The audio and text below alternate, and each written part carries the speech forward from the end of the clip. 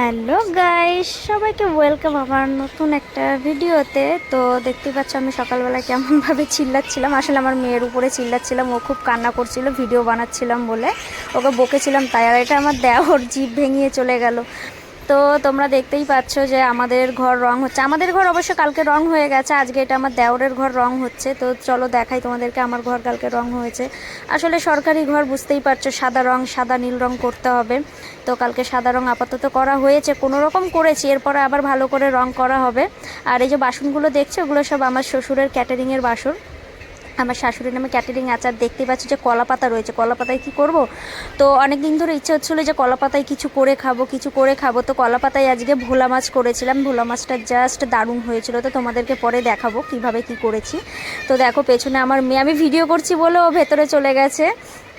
আর ও একদমই ভিডিওর সামনে আসতে চাইছিল না, কেন কি জানি। আর দেখো সকালবেলার ওয়েদারটা কত সুন্দর লাগছে, মেঘ করেছে, হালকা হালকা রোদও আছে, আর ঠান্ডা বেশ হাওয়াও দিচ্ছিল, আবার গুড়ি গুড়ি বৃষ্টিও পড়ছিল। তো তারপর অনেক খিদে পেয়েছিল, তো কি খাবো কি খাবো, একটু মুড়ি, আলু ভাজা আর একটু পেঁয়াজ নিয়ে বসে পড়েছিলাম খেতে।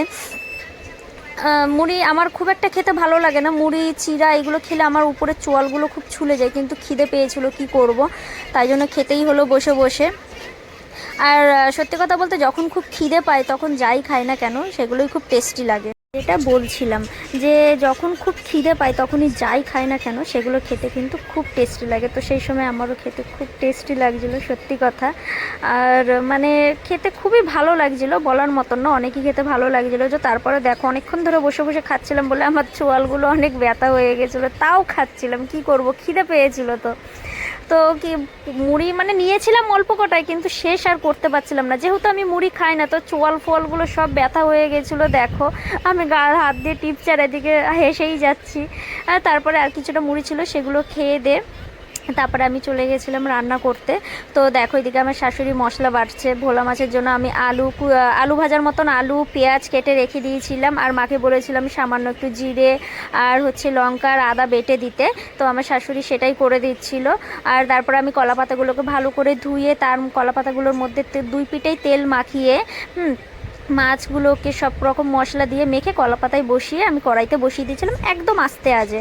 তারপরে দেখো ওদিকে আমার বরমশাই ময়ের উপরে উঠে রং করছিল, আর এদিকে আমার দেওর বাঙ্কারের উপরে উঠে রং করছিল। তো আমাকে বলছিলাম তুমি ঘর রং করছো না, পা রং করছো না, নিজেকে রং করছো। তো দেখো পুরো শরীরে রং রং ভর্তি হয়ে গেছে।